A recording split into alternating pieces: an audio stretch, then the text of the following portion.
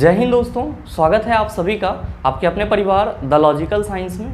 मैं हूं आलोक सिंह आतिश और आज के इस वीडियो सेशन में हम लोग बात करने वाले हैं अक्रिय गैस से संबंधित पिछले ग्रुप डी एग्जाम में पूछे गए 12 महत्वपूर्ण प्रश्न की। जी हाँ दोस्तों, आज के इस सेशन में हम लोग अक्रिय गैस से संबंधित कुछ बेसिक और इम्पोर्टेंट पॉइंट को डिस्कस करेंगे, साथ ही 12 महत्वपूर्ण प्रश्न को डिस्कस करेंगे जो कि आपके पिछले ग्रुप डी एग्जाम में पूछे गए हैं। और हाँ, आपकी जानकारी के लिए बताना चाहूँगा कि आज के इस सेशन का जो भी क्वेश्चन है उसका PDF आपको कहाँ मिलेगा, यह हमारे टेलीग्राम ग्रुप से मिल जाएगा, जिसका लिंक मैंने नीचे डिस्क्रिप्शन में डाल दिया है। आप वहाँ से जा करके ले सकते हैं। साथ ही आप सबों से कहना चाहूँगा कि बने रहिएगा वीडियो के अंत तक। इस सेशन के बाद आप अक्रिय गैस का अकर ख़त्म कर देंगे। तो आइए बिना अपने समय को गंवाए हुए शुरू करते हैं आज के इस सेशन की और देखते हैं एग्जाम रेलेवेंट क्या कुछ सीख पाते हैं। पहले हम लोग अक्रिय गैस से संबंधित कुछ इंपॉर्टेंट और बेसिक पॉइंट को डिस्कस कर लेते हैं, फिर इससे संबंधित क्वेश्चन करेंगे ताकि आपका जो कंसेप्ट है वो पूरी तरह से क्लियर हो पाए।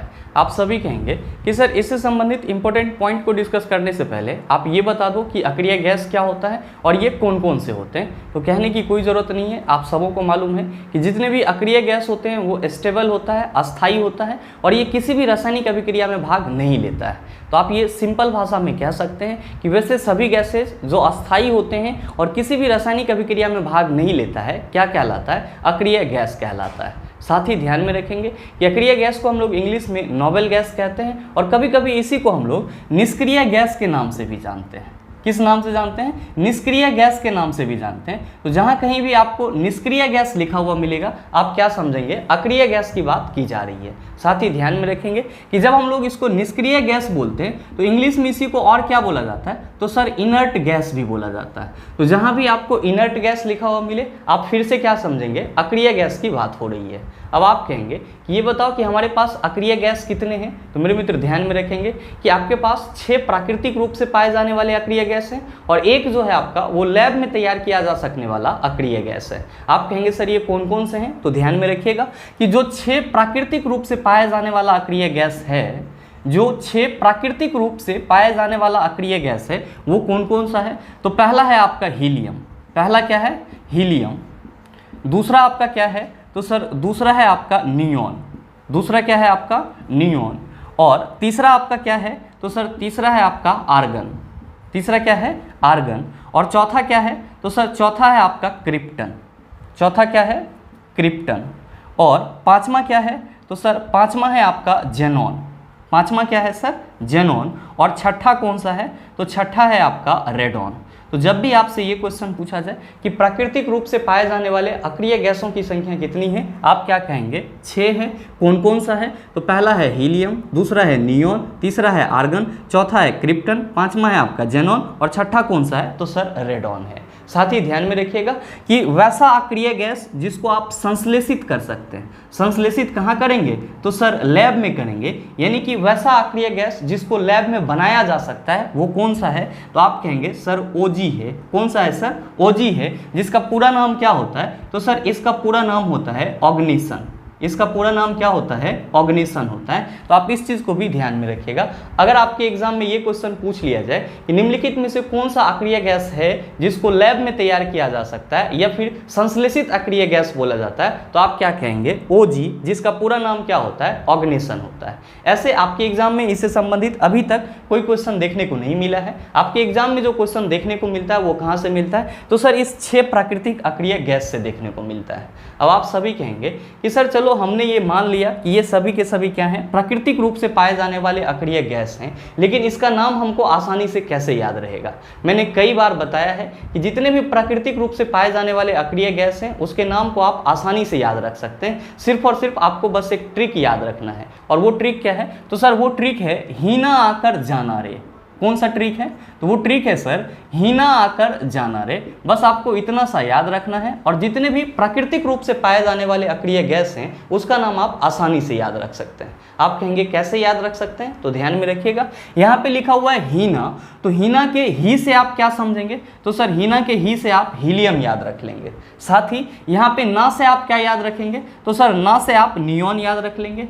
आ से आप क्या याद रखेंगे? तो सर आ से आप आर्गन याद रख लेंगे। और कर से आप क्या याद रखेंगे, तो सर क्रिप्टन याद रख लेंगे, और जाना से क्या याद रखेंगे, जेनॉन याद रख लेंगे, और रे से आप क्या याद रखेंगे, तो रेडॉन याद रख लेंगे। तो अगर आपको हीना आकर जाना रे याद रहता है तो ये सभी प्राकृतिक रूप से पाए जाने वाले अक्रिय गैस आपके माइंड में हमेशा हमेशा के लिए सेट हो जाएगा। ही से क्या याद रख लेना है, हीलियम याद रख लेना है, ना से आपको नियॉन याद रख लेना है, आ से आपको आर्गन याद रख लेना है, कर से आपको क्रिप्टन, और जाना से आपको जेनॉन याद रख लेना है, और रे से आपको क्या याद रख लेना है, तो सर रेडॉन याद रख लेना है। और इसको याद करने की कोई जरूरत नहीं है, आपको ऐसे भी ये याद रहेगा कि एक ऐसा अक्रिय गैस है जिसको संश्लेषित किया जा सकता है, यानी कि लैब में तैयार किया जा सकता है, और वो कौन सा है, तो सर ओजी है, जिसका पूरा नाम क्या होता है, ऑग्नेशन होता है। ध्यान रखिएगा कि अगर हम लोग इसके बारे में इंपॉर्टेंट पॉइंट की बात करते हैं तो पहला यहाँ पे इंपॉर्टेंट पॉइंट क्या है कि जितने भी अक्रिय गैस होते हैं उन सभी का इलेक्ट्रॉनिक विन्यास, इलेक्ट्रॉनिक कॉन्फ़िगरेशन क्या होता है, स्थिर होता है।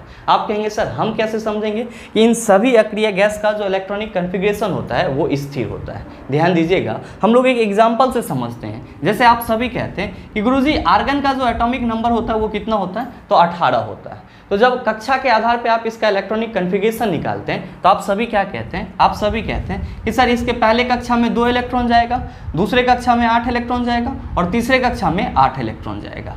अब ये जो कक्षा के आधार पर आर्गन का इलेक्ट्रॉनिक कॉन्फ़िगरेशन है ये हमेशा क्या होता है सर, स्थिर होता है, कांस्टेंट होता है, इसमें कोई बदलाव नहीं होता है। जबकि निष्क्रिय गैस या फिर अक्रिय गैस को छोड़ करके और किसी गैस के इलेक्ट्रॉनिक विन्यास की बात करते हो तो वो स्थिर नहीं होता है। आप कहेंगे सर कैसे नहीं स्थिर होता है, तो ध्यान दीजिएगा, हम लोग बात कर लेते हैं यहाँ पे ऑक्सीजन गैस की। किसकी बात कर लेते हैं, ऑक्सीजन गैस की। और आप सबों को मालूम है कि ऑक्सीजन गैस का जो एटॉमिक नंबर होता है वो कितना होता है। आप कहते हैं गुरुजी इसका एटॉमिक नंबर 8 होता है। जब आप इसके लिए इलेक्ट्रॉनिक कॉन्फ़िगरेशन निकालते हैं तो आप क्या कहते हैं कि सर इसके पहले कक्षा में 2 इलेक्ट्रॉन जाता है और दूसरे कक्षा में कितना जाता है, तो सर 6 इलेक्ट्रॉन जाता है। ये क्या हो जाता है, तो सर ये ऑक्सीजन परमाणु का इलेक्ट्रॉनिक कॉन्फ़िगरेशन हो जाता है 2 और 6। अब आप कहेंगे कि सर ये स्थिर कैसे नहीं होता है, तो मेरे मित्र ध्यान दीजिएगा कि यहाँ पे जो आपका ऑक्सीजन है इसके लास्ट कक्षा में कितना इलेक्ट्रॉन है, आप कहेंगे सर 6 इलेक्ट्रॉन है।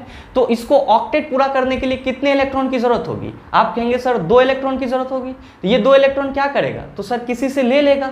तो जब 2 इलेक्ट्रॉन ये किसी से ले लेगा तो सर इसका जो इलेक्ट्रॉनिक कॉन्फ़िगरेशन होगा वो क्या हो जाएगा, आप कहेंगे सर 2 और 8 हो जाएगा।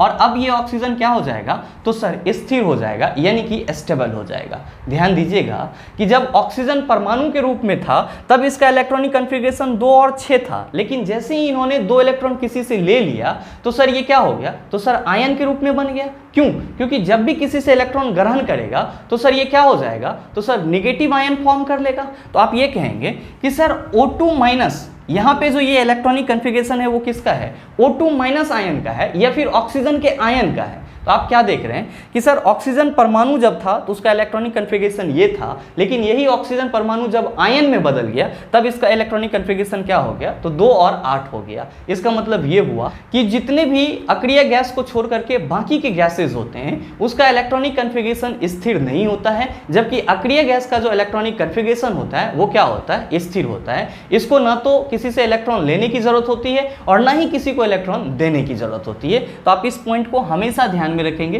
कि जितने भी नोबेल गैस होते हैं सभी का इलेक्ट्रॉनिक कॉन्फ़िगरेशन फिक्स होता है, स्थिर होता है।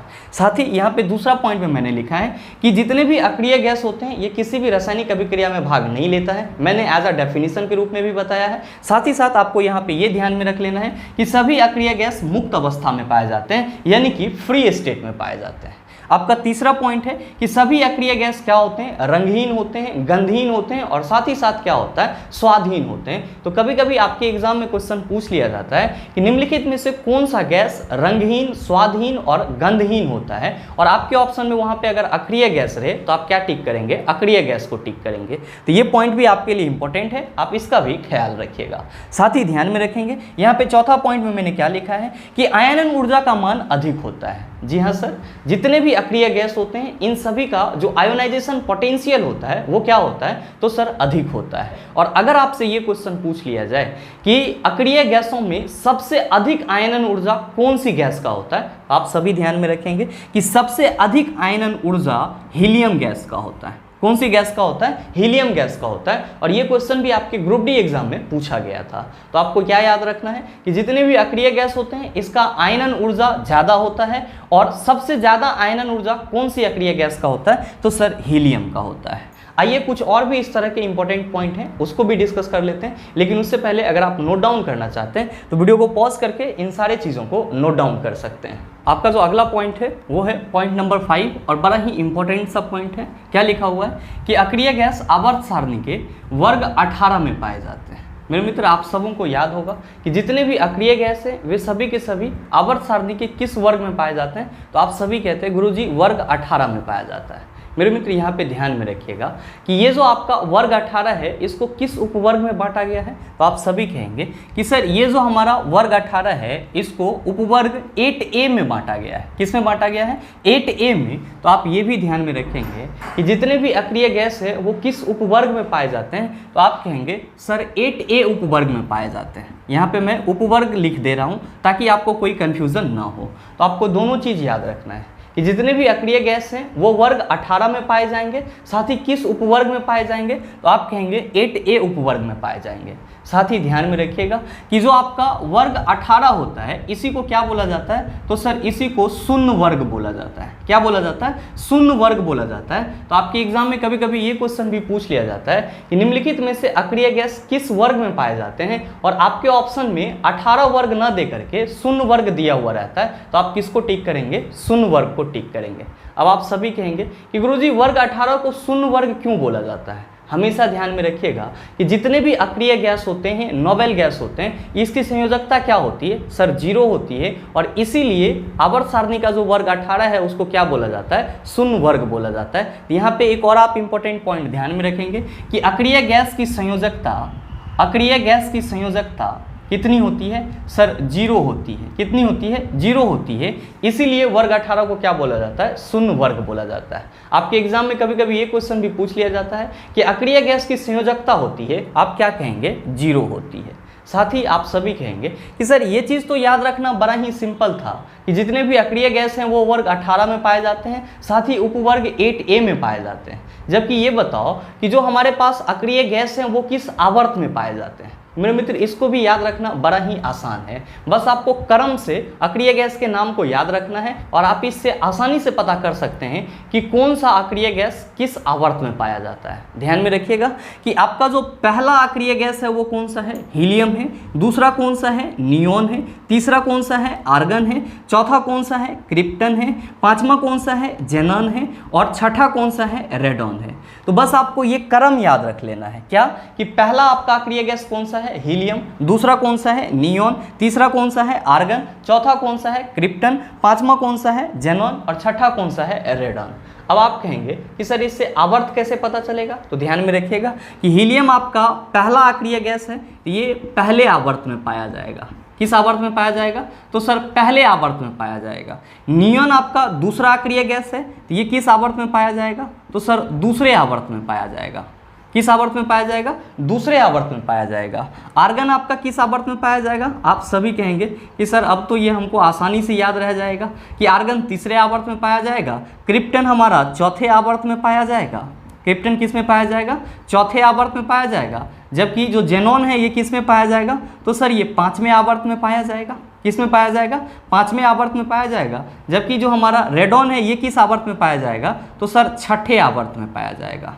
तो अगर आपको क्रम से अक्रिय गैस के नाम याद रहते हैं तो आप ये भी आसानी से याद रख सकते हैं कि कौन से अक्रिय गैस किस आवर्त में पाए जाएंगे। आप कहेंगे कि सर अभी जो आपने ये बताया था कि एक संश्लेषित अक्रिय गैस भी होता है तो वो किस आवर्त में पाया जाएगा? तो ध्यान में रखिएगा कि जो आपका संश्लेषित अक्रिय गैस OG है ये किस आवर्त में पाया जाता है? तो सर आवर्त सारणी के 7वें आवर्त में पाया जाता है। किस आवर्त में पाया जाता है? तो आप कहेंगे 7वें आवर्त में पाया जाता है। ये सभी पॉइंट आपके लिए इंपॉर्टेंट है, आप इसका खास ख्याल रखेंगे। आपका जो अगला पॉइंट है वो है पॉइंट नंबर 6। क्या लिखा है कि सभी अक्रिय गैस एक परमाणु होते हैं। ध्यान में रखिएगा कि एक परमाणु को हम लोग इंग्लिश में क्या कहते हैं? तो सर एक परमाणु को हम लोग इंग्लिश में मोनो एटॉमिक कहते हैं। क्या कहते हैं? मोनो एटॉमिक कहते हैं।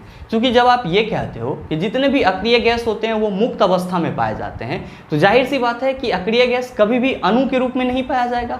और परमाणुकता जो है वो किसकी निकाली जाती है? तो सर अणु की निकाली जाती है। और परमाणुकता के बारे में हम लोग क्या कहते हैं कि गुरुजी किसी भी अणु में जितना परमाणु उपस्थित होता है वही उस अणु की क्या कहलाती है? परमाणुकता कहलाती है। तो आप जब भी अक्रिय गैस की बात करते हैं तो आप हमेशा देखे होंगे कि ये सभी के सभी इसी रूप में पाए जाते हैं, यानी कि ये अणु के रूप में नहीं पाए जाते हैं। यानी कि आपका जो आर्गन है वो कभी Ar2 के रूप में नहीं पाया जाता है। इसका मतलब ये हुआ ये जब भी पाया जाएगा तो सिंगल परमाणु के रूप में पाया जाएगा, और इसीलिए इसको हम लोग क्या कहते हैं कि सर ये जो होते हैं ये एक परमाणुक होते हैं, यानी कि मोनो एटॉमिक होते हैं। ध्यान में रखिएगा कि आपका जो अगला पॉइंट है वो क्या है कि हीलियम को छोड़कर सभी अक्रिय गैस के बाहरी कक्षा में 8 इलेक्ट्रॉन होते हैं। ये भी आपका इंपॉर्टेंट पॉइंट है और आपके एग्जाम में इससे संबंधित भी क्वेश्चन पूछे जाते हैं।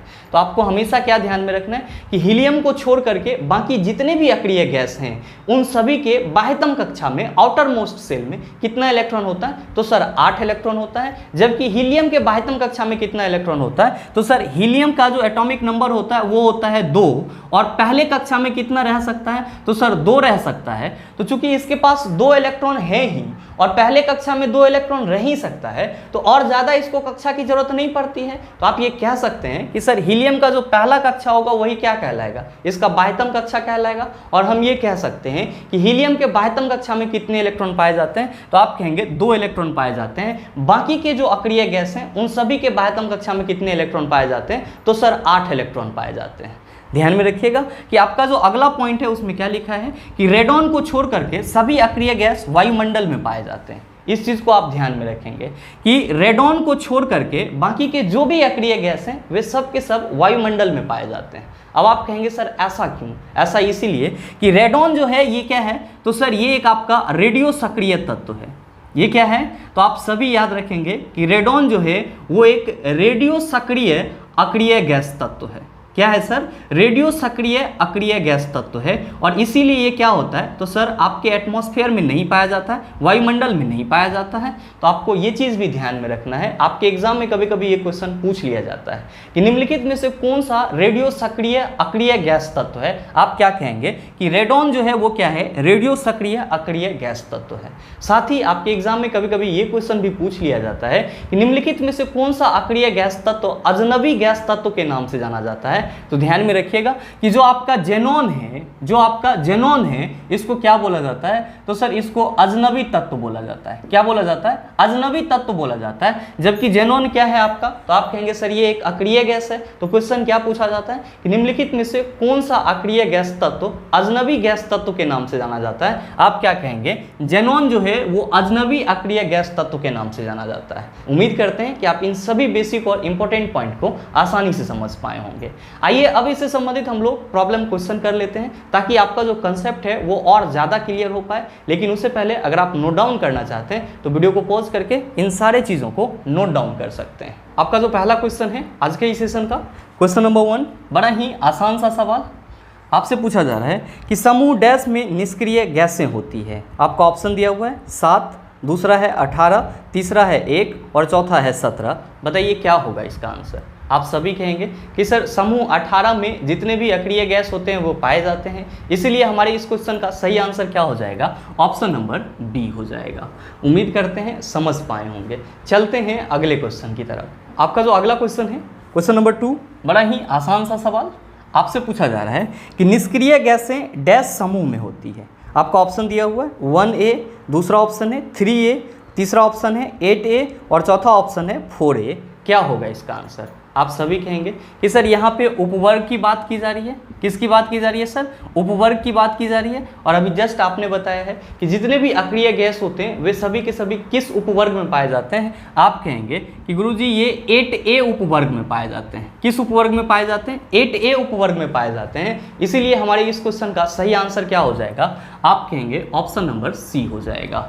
उम्मीद करते हैं समझ पाए होंगे। चलते हैं अगले क्वेश्चन की तरफ। आपका जो अगला क्वेश्चन है, क्वेश्चन नंबर 3, बड़ा ही आसान सा सवाल ये भी आपसे पूछा जा रहा है कि डैश एक निष्क्रिय गैस है। आपका ऑप्शन दिया हुआ है ऑक्सीजन, दूसरा ऑप्शन है क्रिप्टॉन, तीसरा ऑप्शन है क्लोरीन, चौथा ऑप्शन है नाइट्रोजन। क्या होगा इसका आंसर? आप सभी कहेंगे कि सर यहाँ पे जो क्रिप्टन है वो क्या है, एक निष्क्रिय गैस है, और अक्रिय गैस को ही क्या बोला जाता है, निष्क्रिय गैस बोला जाता है। तो सही आंसर क्या हो जाएगा, आप कहेंगे गुरुजी option number B is the right answer of this question. उम्मीद करते हैं समझ पाए होंगे। चलते हैं अगले क्वेश्चन की तरफ। आपका जो अगला क्वेश्चन है, क्वेश्चन नंबर 4, बड़ा ही आसान सा सवाल। ये भी जब आपके पास कंसेप्ट आ जाता है तो इस तरह के प्रश्न आपके लिए हलवा हो जाता है। तो हमेशा फोकस कीजिएगा कंसेप्ट को समझने का। जब आप कंसेप्ट को बिल्ड कर लेंगे तो क्वेश्चन आपके लिए हलवा जैसा हो जाएगा। क्वेश्चन पूछा जा रहा है कि निम्न में से क्या निष्क्रिय गैस नहीं है। आपका ऑप्शन दिया हुआ है क्लोरीन, दूसरा ऑप्शन है रेडॉन, तीसरा ऑप्शन है क्रिप्टन और चौथा ऑप्शन है हीलियम। आप सभी क्या कहेंगे कि सर क्लोरीन जो है वो निष्क्रिय गैस नहीं है, और इसीलिए हमारे इस क्वेश्चन का सही आंसर क्या होगा, ऑप्शन नंबर ए हो जाएगा। उम्मीद करते हैं समझ पाए होंगे। चलते हैं अगले क्वेश्चन की तरफ। आपका जो अगला क्वेश्चन है, क्वेश्चन नंबर 5, बड़ा ही आसान सा सवाल। ये भी आपसे पूछा जा रहा है कि निम्न में से कौन सी नोबेल गैस नहीं है। आपका ऑप्शन दिया हुआ है जेनॉन, दूसरा ऑप्शन है क्लोरीन, तीसरा ऑप्शन है नियॉन और चौथा ऑप्शन है आर्गन। क्या होगा इसका आंसर। मेरे मित्र, इस क्वेश्चन का आंसर नीचे आप सभी कमेंट करके जरूर बताइएगा, आपके कमेंट का इंतजार रहेगा। बहरहाल चलते हैं अगले क्वेश्चन की तरफ। आपका जो अगला क्वेश्चन है, क्वेश्चन नंबर 6, क्या पूछा जा रहा है आपसे पूछा जा रहा है कि आधुनिक आवर्त सारणी में समूह 18 के मूल तत्वों, यहाँ पे ब्रैकेट में लिखा हुआ है कि अपनी बाह्यतम कक्षा में 8 इलेक्ट्रॉन होने वाले को छोड़कर अन्य सभी को क्या कहा जाता है। आपका ऑप्शन दिया हुआ है उपधातु, दूसरा ऑप्शन है संक्रमण तत्व, तीसरा ऑप्शन है निष्क्रिय गैस और चौथा ऑप्शन है दुर्लभ मृदा तत्व। क्या होगा इसका आंसर। आपसे क्वेश्चन करा जा रहा है कि आधुनिक आवर्त सारणी के वर्ग 18 में वैसे तत्वों को छोड़ करके जिसके बाह्यतम कक्षा में 8 इलेक्ट्रॉन पाए जाते हैं, बाकी के तत्व क्या कहलाते हैं। आप सभी कहेंगे कि सर अभी जस्ट हम लोगों ने देखा है कि हमारे आवर्त सारणी के वर्ग 18 में जितने भी तत्व होते हैं उन सभी को क्या बोला जाता है, तो सर अक्रिय गैस तत्व बोला जाता है। क्या बोला जाता है, अक्रिय गैस तत्व बोला जाता है। अच्छा, अक्रिय गैस तत्व कौन कौन से हैं। आप कहते हैं कि सर अभी जस्ट देखा है कि हीलियम है, नियॉन है, आर्गन है, क्रिप्टन है, जेनॉन है और रेडॉन है। आप सभी ने ये भी देखा है कि ये जो आपका नियॉन से लेकर के जेनॉन तक के अक्रिय गैस तत्व हैं, इन सभी के बाह्यतम कक्षा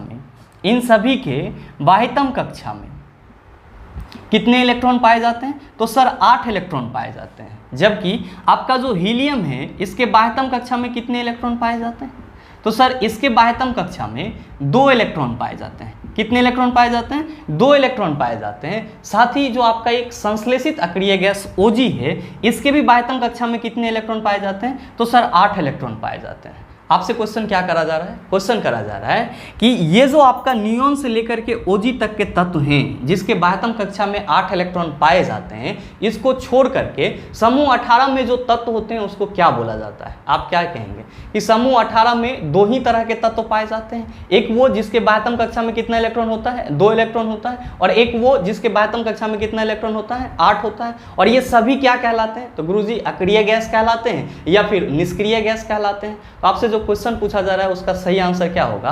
आप सभी कहेंगे कि सर बाह्यतम कक्षा में 8 इलेक्ट्रॉन पाए जाने वाले तत्वों को छोड़ करके भी अगर हम लोग बात करेंगे तो किसकी बात करेंगे, हीलियम की बात करेंगे। और ये क्या है, अक्रिय गैस तत्व है, यानी कि इसको हम लोग क्या कह सकते हैं, निष्क्रिय गैस बोल सकते हैं। तो सही आंसर क्या हो जाएगा, आप कहेंगे सर ऑप्शन नंबर सी हो जाएगा। उम्मीद करते हैं समझ पाए होंगे। चलते हैं अगले क्वेश्चन की तरफ। आपका जो अगला क्वेश्चन है, क्वेश्चन नंबर 7, क्या पूछा जा रहा है आपसे पूछा जा रहा है कि 3 तत्वों x, y और z के इलेक्ट्रॉनिक विन्यास क्रमशः 287, 282 और 288 है, तो तत्व z एक डैश है। आपका ऑप्शन दिया हुआ है अधातु, दूसरा ऑप्शन है उपधातु, तीसरा ऑप्शन है निष्क्रिय गैस, चौथा ऑप्शन है धातु। क्या होगा इसका आंसर। आपसे क्वेश्चन करा जा रहा है कि आपको 3 तत्व दिया गया है x, y और z, और इन तीनों तत्वों का जो इलेक्ट्रॉनिक कन्फिगरेशन है वो क्या है। तो सर पहला तत्व जो x है उसका इलेक्ट्रॉनिक कन्फिगरेशन है 287, जबकि दूसरा जो है उसका इलेक्ट्रॉनिक कन्फिगरेशन है 282, और जो आपका तीसरा है उसका इलेक्ट्रॉनिक कन्फिगरेशन क्या है 288। आप क्या कहेंगे, आप कहेंगे कि सर जो हमारा तीसरा है जिसके बारे में हमसे पूछा जा रहा है कि ये हमारा किस टाइप का तत्व है, तो हम सभी कह सकते हैं कि इसके बाह्यतम कक्षा में 8 इलेक्ट्रॉन है, और जितने भी अक्रिय गैस होते हैं या निष्क्रिय गैस होते हैं उसके बाह्यतम कक्षा में कितना इलेक्ट्रॉन होता है, तो सर 8 इलेक्ट्रॉन होता है। इसीलिए ये जो हमारा Z तत्व है ये क्या हो जाएगा, तो सर ये एक निष्क्रिय गैस तत्व हो जाएगा। क्या हो जाएगा, निष्क्रिय गैस तत्व हो जाएगा। आप कहेंगे कि सर हम कैसे मान लेंगे? तो मेरे मित्र यहाँ पे क्या लिखा हुआ है इसका इलेक्ट्रॉनिक कन्फिग्रेशन 2 8 8। आप क्या कहेंगे कि सर ये क्या है? इलेक्ट्रॉन का वितरण है।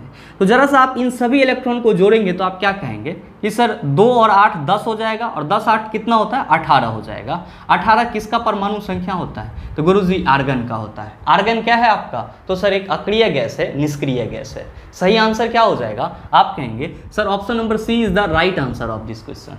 अब आप सभी के मन में चल रहा होगा कि फिर ये x और y कौन सा तत्व होगा? तो जोड़ लीजिए इसके इलेक्ट्रॉन को। ध्यान दीजिएगा कि यहाँ पे x में इलेक्ट्रॉनिक कन्फिग्रेशन क्या है? 2 8 और 7। तो 2 और 8 कितना होगा? 10। 10 और 7 कितना होगा? 17। यानी कि ये जो आपका x है ये कौन सा तत्व है? आप कहेंगे सर ये क्लोरीन है। क्यों? क्योंकि क्लोरीन का एटॉमिक नंबर कितना होता है? 17 होता है। आप कहेंगे सर ये y तत्व कौन सा है? तो जोड़ लीजिए इसको भी। 2 और 8 कितना होता है? 10, और 10 2 कितना हो जाएगा? 12। इसका मतलब ये हुआ कि जो हमारा मैग्नीशियम होता है उसका एटॉमिक नंबर कितना होता है? तो गुरुजी 12 होता है। यानी कि y वाला जो तत्व है वो क्या है? हमारा मैग्नीशियम है। उम्मीद करते हैं समझ पाए होंगे। चलते हैं अगले क्वेश्चन की तरफ। आपका जो अगला क्वेश्चन है क्वेश्चन नंबर 8, बड़ा ही आसान सा सवाल आपसे पूछा जा रहा है कि निम्नलिखित में से कौन सी निष्क्रिय गैस के बाहरी कक्षा में केवल 2 इलेक्ट्रॉन होते हैं? आपको ऑप्शन दिया हुआ है हीलियम, दूसरा ऑप्शन है आर्गन, तीसरा ऑप्शन है नियॉन, चौथा ऑप्शन है क्रिप्टन। बताइए क्या होगा इसका आंसर? आप सभी कहेंगे कि सिर्फ और सिर्फ एक ही अक्रिय गैस है जिसके बाह्यतम कक्षा में कितना इलेक्ट्रॉन होता है? 2 इलेक्ट्रॉन होता है, और उसका नाम क्या होता है? तो सर हीलियम होता है। तो आप बताइए सही आंसर क्या होगा? आप कहेंगे सर ऑप्शन नंबर ए हो जाएगा। उम्मीद करते हैं समझ पाए होंगे। चलते हैं अगले क्वेश्चन की तरफ। आपका जो अगला क्वेश्चन है क्वेश्चन नंबर 9, बड़ा ही आसान सा सवाल आपसे पूछा जा रहा है कि निम्नलिखित में से कौन एक परमाणुक है? आपका ऑप्शन दिया हुआ है गंधक, जिसको हम लोग सल्फर बोलते हैं, दूसरा ऑप्शन है आर्गन, तीसरा ऑप्शन है हाइड्रोजन, चौथा ऑप्शन है ऑक्सीजन। क्या होगा इसका आंसर?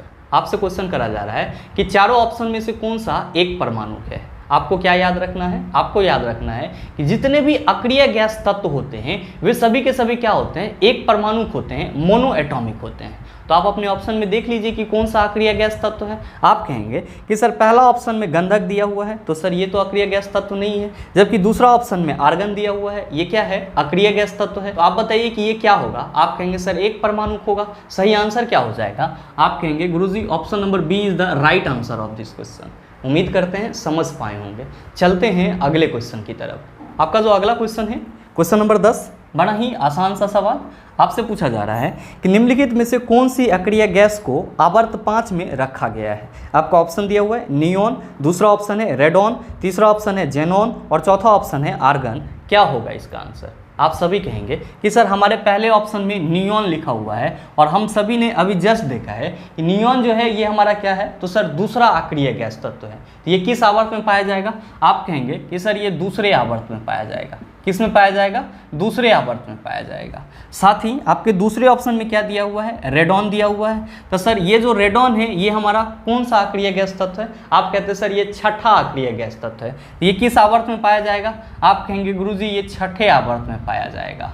साथ ही आपका तीसरा ऑप्शन है जेनॉन, और आप सभी क्या कहते हैं कि सर जेनॉन जो है ये हमारा 5वां अक्रिय गैस तत्व है, इसीलिए ये कौन से आवर्त में पाया जाएगा? आप कहेंगे सर ये 5वें आवर्त में पाया जाएगा। किस में पाया जाएगा? 5वें आवर्त में पाया जाएगा। जबकि आपका चौथा ऑप्शन है आर्गन, आप कहेंगे सर ये हमारा तीसरा अक्रिय गैस तत्व है, तो ये किस आवर्त में पाया जाएगा? तो सर जी ये तीसरे आवर्त में पाया जाएगा। किस में पाया जाएगा? तीसरे आवर्त में पाया जाएगा।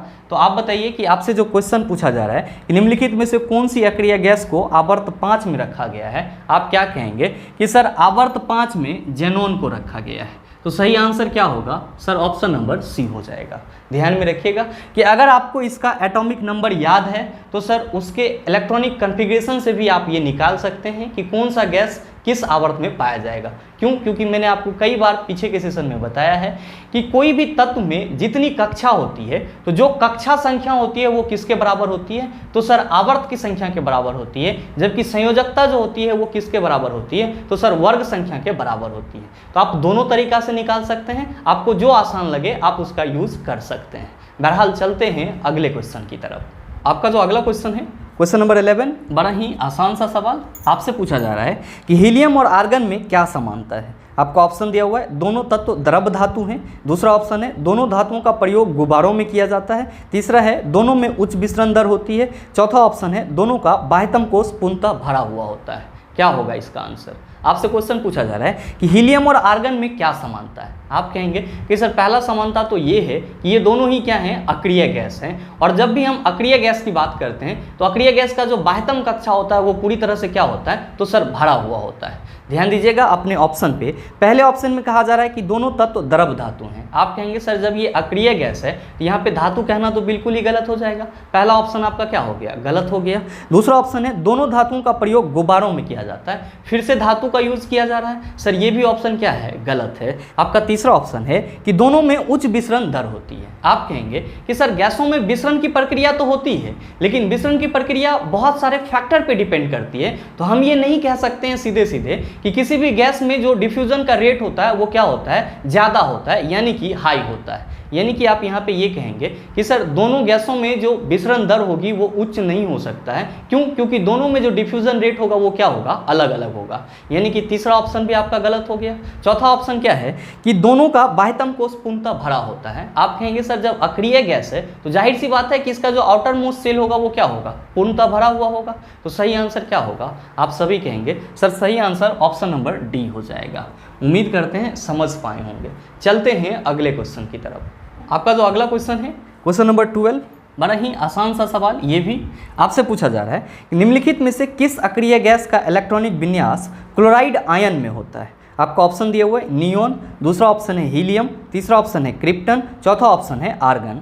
क्या होगा इसका आंसर? आपसे क्वेश्चन करा जा रहा है कि इन चारों में से कौन से अक्रिय गैस का इलेक्ट्रॉनिक विन्यास क्लोराइड आयन में होता है, यानी कि Cl- आयन में होता है। आप कहेंगे सर इसको कैसे सॉल्व करेंगे? आसानी से सॉल्व कर सकते हैं। ध्यान दीजिएगा, आप सबों को मालूम होगा कि क्लोरीन परमाणु का एटॉमिक नंबर कितना होता है। आप सभी कहते हैं कि गुरुजी क्लोरीन परमाणु का एटॉमिक नंबर 17 होता है। तो जब आप इसका इलेक्ट्रॉनिक कन्फिगरेशन निकालते हैं तो आप सभी क्या कहते हैं, आप सभी कहते हैं कि सर क्लोरीन के पहले कक्षा में 2 इलेक्ट्रॉन जाएगा, दूसरे कक्षा में 8 इलेक्ट्रॉन जाएगा और तीसरे कक्षा में कितना जाएगा, तो सर 7 इलेक्ट्रॉन जाएगा। तो जब आप क्लोरीन परमाणु के इलेक्ट्रॉनिक कन्फिगरेशन की बात करते हैं तो आप सभी क्या कहते हैं कि गुरुजी इसका इलेक्ट्रॉनिक कन्फिगरेशन 2 8 7 होता है। ध्यान दीजिएगा कि यहाँ पे क्या लिखा हुआ है, Cl- लिखा हुआ है। माइनस का मतलब क्या हुआ कि सर क्लोराइड आयन बनने के लिए क्लोरीन को 1 इलेक्ट्रॉन की जरूरत होती है, यानी कि ये 1 इलेक्ट्रॉन किसी से लेगा।